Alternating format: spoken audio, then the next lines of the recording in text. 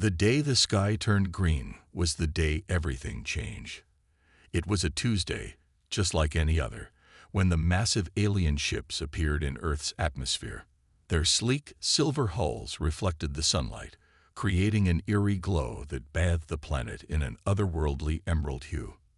At first, people stood in awe, their necks craned upwards, mouths agape. Some cheered, thinking this was humanity's first contact with an advanced civilization. Others felt a deep primal fear in the pits of their stomachs. As it turned out, the fearful ones were right. Without warning, the ships opened fire. But these weren't ordinary weapons.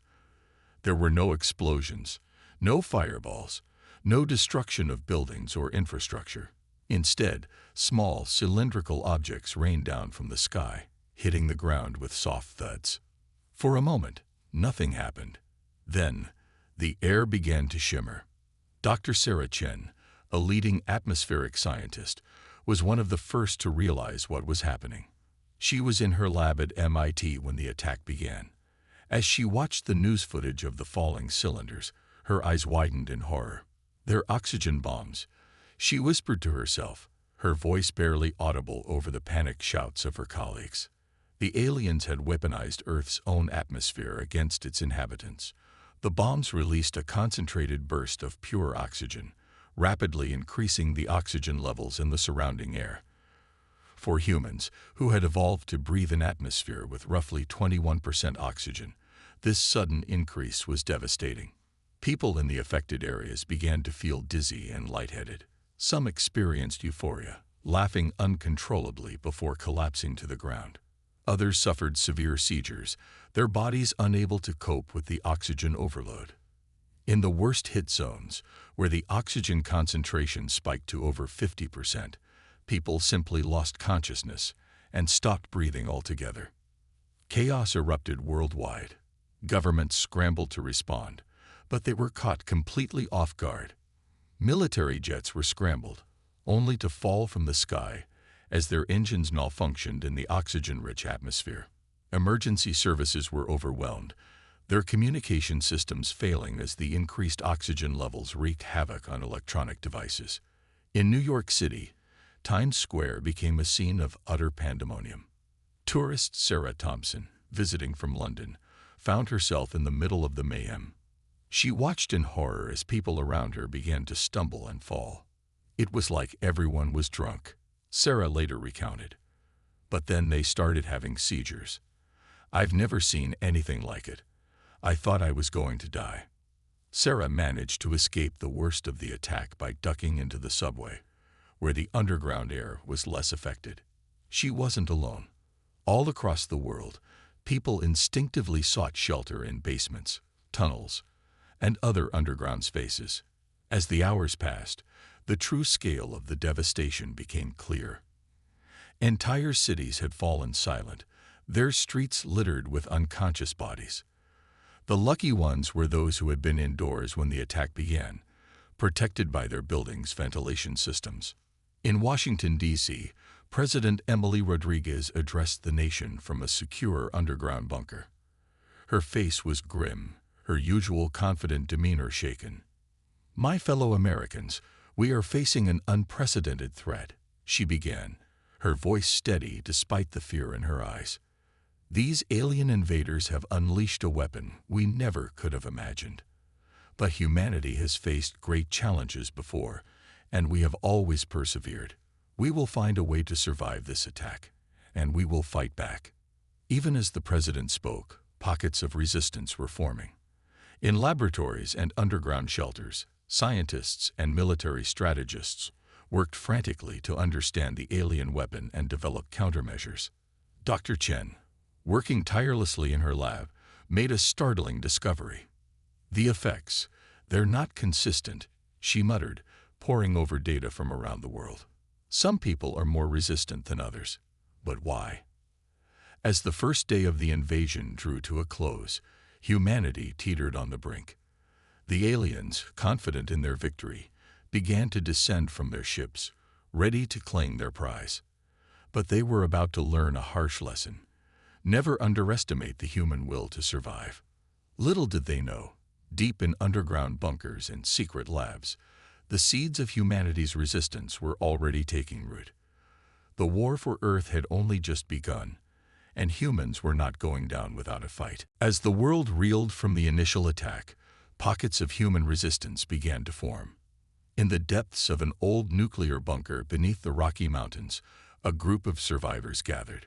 Among them was Dr. Chen, who had barely escaped her lab in Boston before it was hit by an oxygen bomb. The bunker was a hive of activity. Military personnel scurried about, setting up communications equipment. Scientists huddled around makeshift laboratories, analyzing data from the attacks. In the center of it all stood General Marcus Hayes, a stern-faced man with graying hair and a reputation for unorthodox tactics. "What do we know?" Hayes barked, addressing the room. Dr. Chen stepped forward, her lab coat wrinkled and stained. "The effects of the oxygen bombs are not uniform," she explained. "Some individuals are showing a remarkable resistance to the increased oxygen levels." A murmur ran through the crowd. Hope, however faint, began to flicker in their eyes. "We need to understand why," Chen continued. "If we can isolate the factor that's providing resistance, we might be able to develop a countermeasure." Hayes nodded grimly. "You have whatever resources you need, Doctor. Get to work." As Chen and her team delved into their research, reports trickled in from around the world. The aliens, confident in their victory, had begun to land their ships. They emerged in environmental suits, clearly unprepared for Earth's atmosphere even in its altered state. In London, a group of survivors led by former Royal Marine John Blackwood watched from the shadows as the aliens patrolled the streets. Blackwood, a burly man with a scared face, turned to his ragtag team. "They're not invincible," he whispered. "Look at those suits. They're afraid of our air. That's a weakness we can exploit." Meanwhile, in the Amazon rainforest, an unexpected ally emerged. Dr. Maria Souza, a botanist who had been studying rare plants deep in the jungle, made a startling discovery. The plants around her research station were thriving in the oxygen-rich environment, rapidly absorbing the excess gas. "It's incredible," she breathed, watching as the foliage seemed to pulse with vitality. "The forest, it's fighting back." Back in the bunker, Dr. Chen's team had a breakthrough. They identified a genetic marker present in the resistant individuals, a rare mutation that allowed their bodies to process higher levels of oxygen more efficiently. "This is it," Chen exclaimed, her eyes wide with excitement. "If we can replicate this mutation, we might be able to make everyone resistant to the oxygen bombs." General Hayes wasted no time. He immediately ordered the formation of strike teams composed of naturally resistant individuals. These teams would be humanity's first line of defense against the alien invaders. As dawn broke on the third day of the invasion, the first human counterattack was launched. In New York City, a team led by NYPD officer Maria Gonzalez emerged from the subway system. They moved swiftly through the streets, their bodies energized by the oxygen-rich air that had felled so many others. The aliens, caught off guard by the humans' ability to function in the altered atmosphere, fell back in disarray. For the first time since their arrival, the invaders felt fear. Across the globe, similar scenes played out. In Moscow, a group of Spetsnaz operatives ambushed an alien patrol.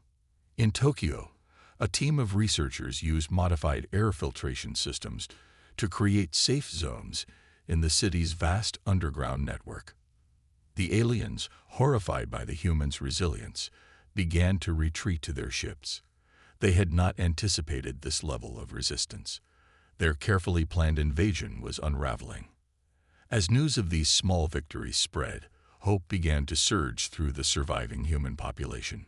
People emerged from hiding, ready to join the fight.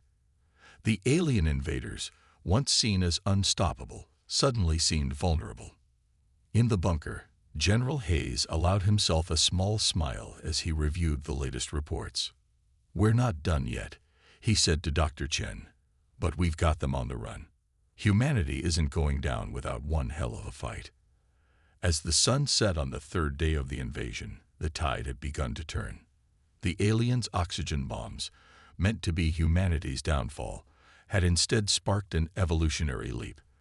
The battle for Earth was far from over, but for the first time since the green sky appeared, victory seemed possible. The human spirit, tested but unbroken, burned brighter than ever. The aliens were about to learn a harsh lesson. Earth would not fall easily, and its inhabitants were far more resilient than anyone, human or alien, had ever imagined. As the fourth day of the invasion dawned, the world watched in awe as humanity's resilience continued to grow. The alien invaders, once confident in their superiority, now found themselves facing an increasingly adaptable and determined enemy. In the underground bunker, Dr. Chen's team worked tirelessly to unravel the mysteries of human adaptation. Their latest discovery sent shockwaves through the scientific community. It's not just the genetic mutation, Dr. Chen explained to a rapt audience of military leaders and fellow scientists. Our bodies are evolving at an unprecedented rate. The increased oxygen levels are accelerating our cellular regeneration. General Hayes leaned forward, his brow furrowed. What does that mean in practical terms, Doctor? Chen's eyes gleamed with excitement. It means we're becoming stronger, faster, and more resilient by the hour. Wounds heal quicker, muscles grow stronger, and our brains are processing information at incredible speeds. The implications were staggering. Humanity wasn't just surviving the alien attack, they were evolving because of it. Meanwhile, on the streets of Paris, this evolution was on full display. Léa Dubois, a young Parker enthusiast, found herself leading a group of survivors through the city's rooftops. Her movements were fluid and precise, far beyond her previous capabilities. C'est incroyable, she gasped, easily clearing a gap between buildings that would have been impossible just days ago. Her companions followed, equally amazed by their newfound abilities. Across the Atlantic, in the heart of New York City, the alien invaders were facing an unexpected challenge. Central Park, once a serene oasis in the urban jungle, had transformed into a verdant fortress. The trees, supercharged by the oxygen-rich atmosphere, had grown to enormous proportions, their roots cracking through pavement and their branches forming an impenetrable canopy. Dr. Maria Souza, the botanist from the Amazon, had been airlifted to New York to study this phenomenon. The plants are not just growing, she explained to a group of awestruck officials. They're developing complex defense mechanisms. Look at these thorns. They're strong enough to pierce the aliens' environmental suits. The city had become a battleground where nature itself fought alongside humanity. Alien patrols found themselves ensnared by rapidly growing vines or bombarded by exploding seed pods that released bursts of highly concentrated oxygen, harmless to humans, but devastating to the invaders. In orbit, the alien command was in chaos. Their leader, Supreme Commander Zixtel, paced the bridge of the mothership, his three eyes blinking rapidly in distress. How is this possible? He chittered to his subordinates. Their atmosphere should have poisoned them. Instead, they grow stronger while our forces wither. On the view screen, reports streamed in from around the globe. In the Sahara, nomadic tribes rode across the desert on camels that seemed tireless, their bodies adapted to utilize the excess oxygen with incredible efficiency. In the Himalayas, Sherpas scaled impossible heights without the need for supplemental oxygen, their enhanced physiology allowing them to thrive in the thin air. Back in the bunker, General Hayes received an urgent communication. A team of hackers had managed to intercept and partially decode the aliens' transmissions. "Sir," a young lieutenant reported, "we've discovered something critical. The aliens, they can't survive in our normal atmosphere. The oxygen bombs were meant to terraform the planet to their needs." Hayes' eyes widened as he grasped the implications. So by adapting to the higher oxygen levels, we've become immune to their primary weapon, the lieutenant finished. A plan began to form in the general's mind. If they could find a way to rapidly reduce the oxygen levels in targeted areas, they could create zones where humans could fight while the aliens would be helpless. As this information spread, A new sense of purpose galvanized the human resistance. In laboratories and workshops around the world, scientists and engineers began working on devices to manipulate atmospheric composition. Fighter jets were retrofitted with canisters of nitrogen, ready to disperse the gas and create low-oxygen pockets on the battlefield. The aliens, their primary advantage neutralized, found themselves fighting a war they were increasingly ill-equipped to win. What was meant to be a swift conquest had turned into a grueling conflict against an enemy that grew stronger with each passing day. As the sun set on the fourth day of the invasion, humanity stood tall, battered but unbroken. The human spirit, coupled with their rapidly evolving bodies, had turned the tide of war. The aliens' horror grew as they realized a terrifying truth. The very weapon they had used to subdue humanity had instead created a race of superhumans. The battle for Earth raged on, but now, against all odds, victory seemed within humanity's grasp. As the fifth day of the alien invasion dawned, the world saw a shift in the balance of power. Humanity, once on the brink of defeat, was now pushing back with unprecedented force and ingenuity. In the skies above London, a squadron of RAF pilots engaged in a dogfight with alien craft. Wing Commander Aisha Khan, her reflexes heightened by the oxygen-rich atmosphere, pulled off maneuvers that would have been impossible just days ago. "Fox 2," she shouted, launching a missile at an alien ship. The projectile, modified to create a nitrogen burst on impact, struck its target. The alien craft, suddenly enveloped in an atmosphere it couldn't breathe, plummeted from the sky. On the ground, civilian scientist-turned-resistance fighter, Dr. Evan Morris, watched the aerial battle with amazement. "They've done it," he murmured. "They've weaponized our own air against them." Meanwhile, in the dense jungles of Vietnam, a different kind of warfare was unfolding. Lieutenant Nguyen Thi Lan led a group of soldiers through the undergrowth, their movements silent and swift. The jungle itself seemed to aid them, vines parting to allow their passage while tangling around pursuing alien scouts. Lan held up a hand, signaling her team to stop. Ahead, an alien patrol was visible through the foliage. She pulled out a small device, a portable atmospheric manipulator developed by Dr. Chen's team. With a soft hiss, the device released a cloud of nitrogen. The aliens, caught off guard, began to stumble and gasp within their environmental suits. Lan and her team moved in, quickly overpowering the disoriented invaders. "Capture as many as you can," Lan ordered. "Our scientists need subjects to study." Across the globe, similar scenes played out as humanity leveraged its newfound advantages.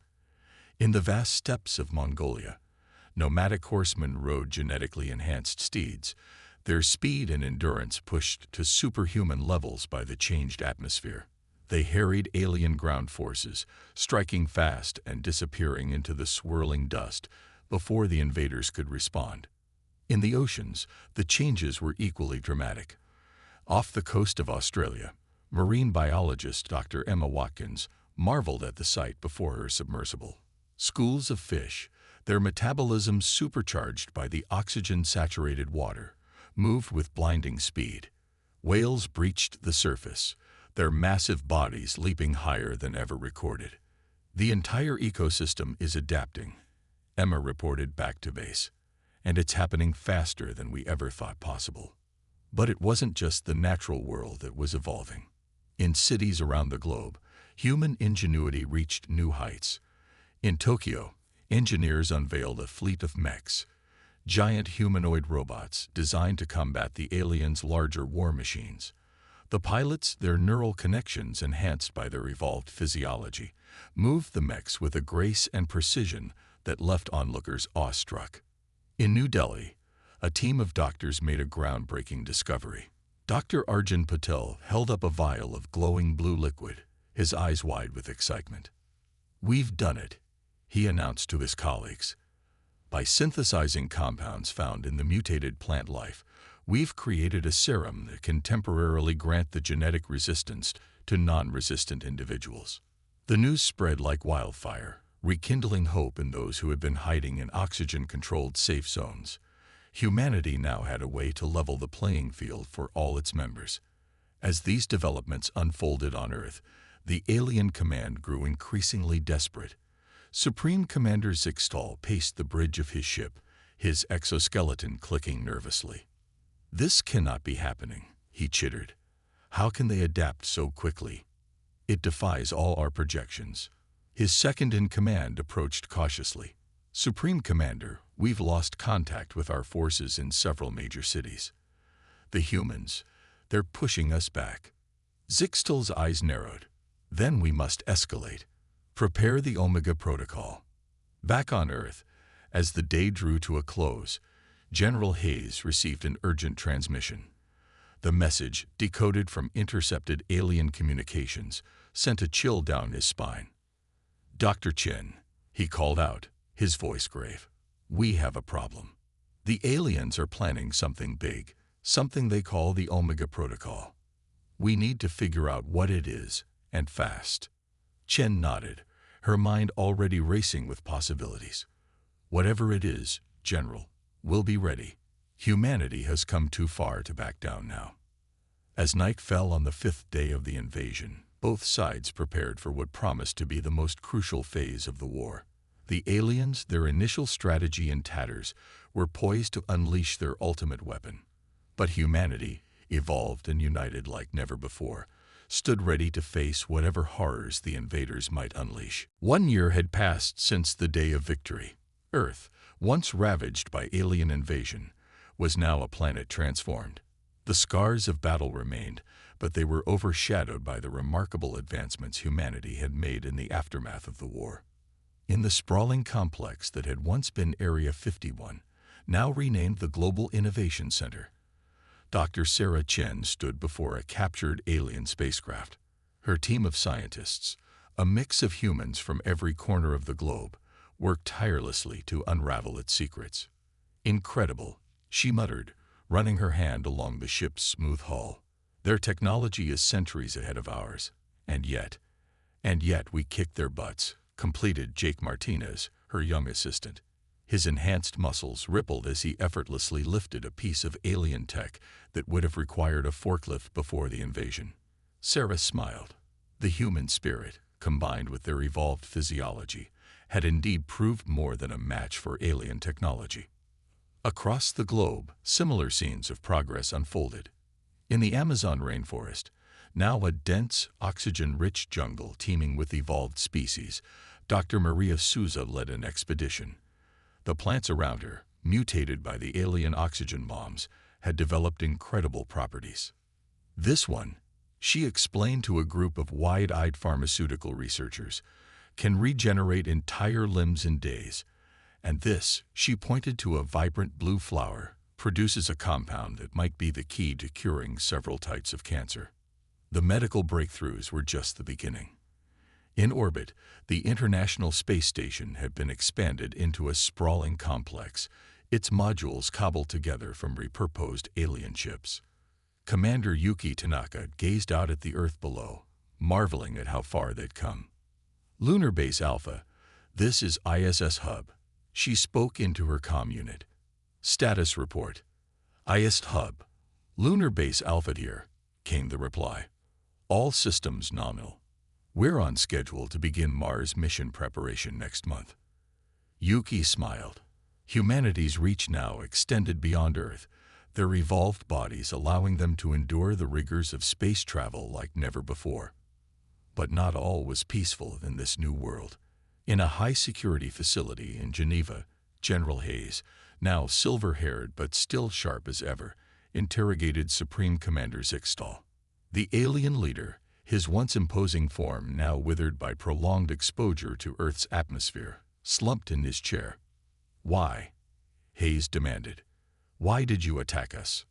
Zixtal's 3 eyes blinked slowly. "Resources," he rasped. "Your world. So rich. We never imagined. You could adapt." Hayes leaned back, his enhanced mind racing with the implications. "There are more of you out there, aren't there? More worlds you've conquered." The alien's silence was answer enough. In response to this looming threat, humanity accelerated its preparations. Shipyards, once used for ocean-going vessels, now produced sleek spacecraft. The first fleet of Earth's starships was nearing completion, their hulls a fusion of human ingenuity and reverse-engineered alien tech. In classrooms around the world, children learned not just Earth languages, but also the basics of alien communication. History books were being rewritten, the chapter of the invasion now serving as a turning point in human evolution. But challenges remained.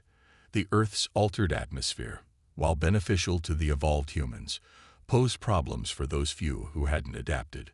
In hospitals and research centers, scientists worked tirelessly to find ways to help these individuals thrive in the new environment. There were ethical dilemmas too. The captured aliens, their numbers dwindling due to the toxic, to them, atmosphere, were a source of valuable information. But they were also living beings, and humanity grappled with how to treat them ethically while ensuring Earth's security. As the sun set on another day in this new era, Dr. Chen stood on the roof of the Global Innovation Center, looking up at the stars. The vastness of space, once a source of fear and invasion, now beckoned with the promise of exploration and discovery. "We're coming," she whispered to the cosmos. "And this time, we'll be ready." In homes and labs, in fields and factories, humans worked with renewed purpose. The invasion had nearly been their end, but instead, it had become their beginning. Earth was no longer just a pale blue dot in the cosmos. It was the homeworld of a species reborn, ready to take its place among the stars. As night fell, the brilliance of the Milky Way reflected in Dr. Chen's eyes. Humanity's next great adventure was about to begin, and she, like billions of her fellow humans, couldn't wait to see what mysteries and wonders awaited them in the vast, unexplored reaches of the universe. The battle for Earth was about to enter its final, decisive stage. The sixth day of the invasion broke with an eerie calm. Across the globe, humans and aliens alike seemed to hold their breath, awaiting the next move in this cosmic chess game. In the underground bunker, Dr. Chen and her team worked frantically to decipher the meaning of the Omega Protocol.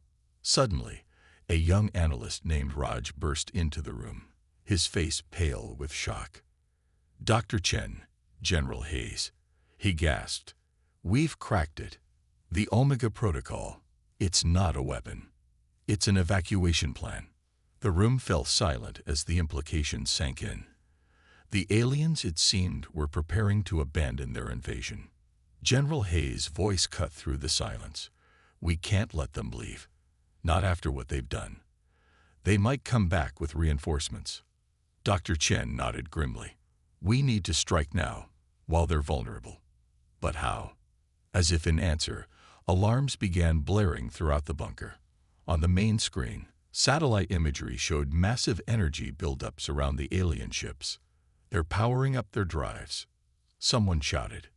In orbit, Supreme Commander Zixtal supervised the evacuation preparations. His 3 hearts beat rapidly with a mixture of fear and shame. "To think," he muttered, "that these primitives could defeat us. The High Council will never forgive this failure." Suddenly, his communications officer chittered in alarm. "Supreme Commander, we're detecting multiple launches from the planet's surface." Across Earth, humanity launched its counterattack. In Cape Canaveral, a hastily modified space shuttle blasted off, its hull reinforced and its payload bay filled with experimental weapons. From Baikonur Cosmodrome, a swarm of small, agile fighters took to the skies, their pilots' enhanced reflexes allowing them to perform impossible maneuvers. Even in countries without space programs, humans found ways to fight back. In Peru, a team of engineers and ancient historians had reactivated an Incan sun mirror array, focusing devastating beams of light on the alien ships hovering in low orbit. The aliens, caught off guard by the ferocity and ingenuity of the human assault, found their evacuation plans thrown into chaos. Ships attempting to leave Earth's atmosphere were intercepted by kamikaze drones, their hulls breached by precise strikes. On the ground, the tide of battle shifted decisively in humanity's favor. In Moscow's Red Square, a group of babushkas, their bodies invigorated by the oxygen-rich air and the newly developed serum, wielded frying pans with terrifying efficiency against confused alien troops.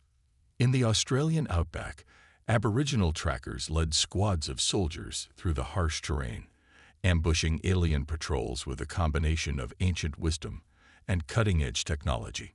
The aliens, unable to adapt to the harsh environment, fell back in disarray. As reports of human victories poured in from around the world, Dr. Chen made another startling discovery. The alien biology, she explained to General Hayes, it's not just incompatible with our atmosphere.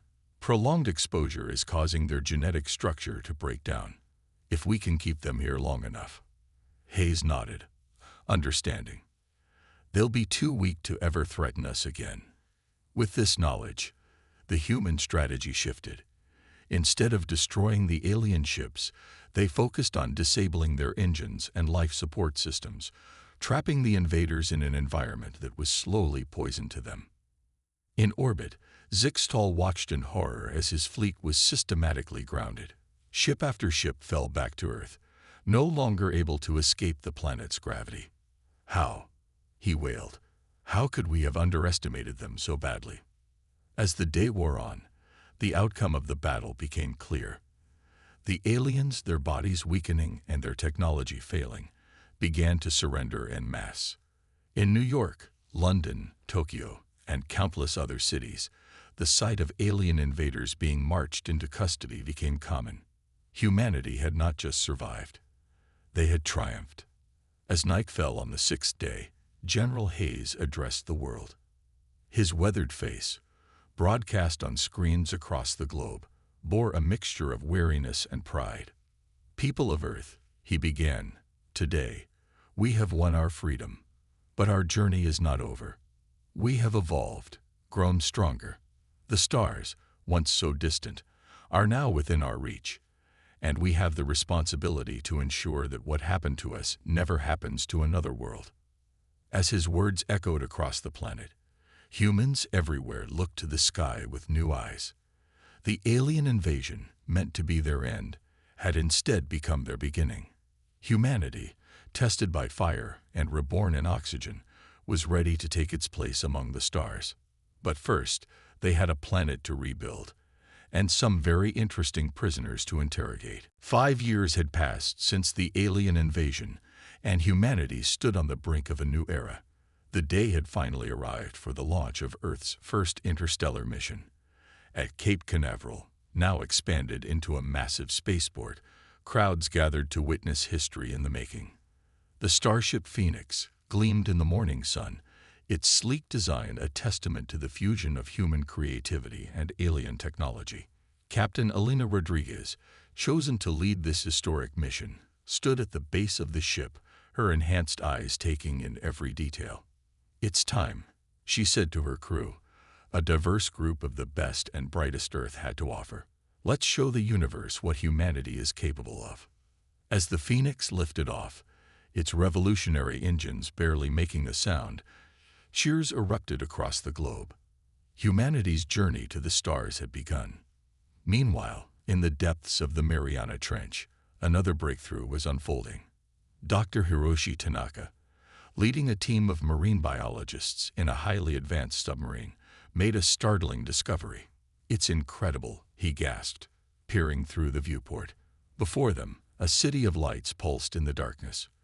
But this was no human construction. We found them. The descendants of the aliens who couldn't escape. They've adapted to survive underwater. This discovery sent shockwaves through the scientific community. The aliens, their bodies transformed by Earth's environment and the crushing pressures of the deep ocean, had evolved into something entirely new. Preliminary communication attempts revealed a startling truth. These beings had no memory of their violent past. They were, for all intents and purposes, a new, peaceful species born of Earth. As humanity grappled with this revelation, other changes were reshaping society. The global economy had shifted dramatically, with new industries emerging to take advantage of humanity's enhanced capabilities and the alien technology they'd acquired. In East Africa, the first space elevator neared completion, its carbon nanotube tether stretching into the sky.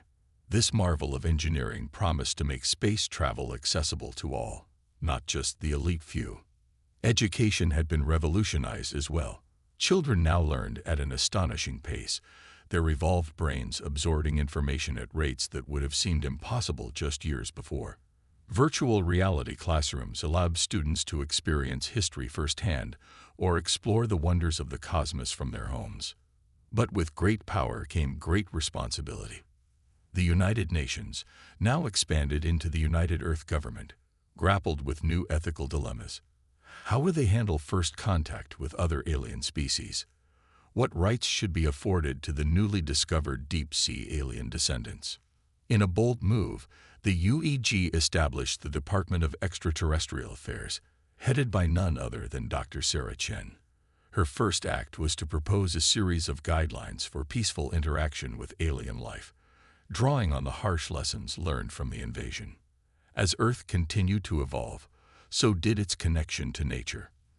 The enhanced plant life, born from the aftermath of the oxygen bombs, had spread across the planet. Cities were now lush paradises, with buildings covered in oxygen-producing vegetation. The air was cleaner than it had been in centuries, and many once endangered species were thriving in this new, vibrant ecosystem. In orbit, the Phoenix sent its first transmission as it passed the outer edges of the solar system. Captain Rodriguez's voice crackled over the airwaves. "People of Earth, we've successfully initiated our faster-than-light drive. The stars await us. Whatever we find out there, we go in peace, but we're ready for anything. We carry with us the indomitable spirit that saw us through our darkest hour. We are no longer just Earthlings. We are the children of the cosmos, born anew in the crucible of adversity." As her words echoed across Earth, humans everywhere felt a surge of pride and anticipation. They had faced extinction and emerged stronger. They had taken the weapon meant to destroy them and turned it into the key to their ascension. In homes and schools, in laboratories and starships, a new chapter of human history was being written. The invasion that had nearly wiped out humanity had instead unleashed its true potential. Earth was no longer a vulnerable blue marble in the cosmos. It was the birthplace of a species destined for the stars. As the Phoenix vanished into the depths of space, humanity looked to the future with hope and determination. They had survived the unsurvivable, evolved beyond imagination, and united as never before. Whatever challenges awaited them in the vast expanse of the universe, they would face them together, as one human family, stronger and more resilient than ever. The aliens who had sought to conquer Earth would have been horrified indeed to see what they had unleashed. For in their defeat, they had given birth to a new power in the galaxy, humanity unbound.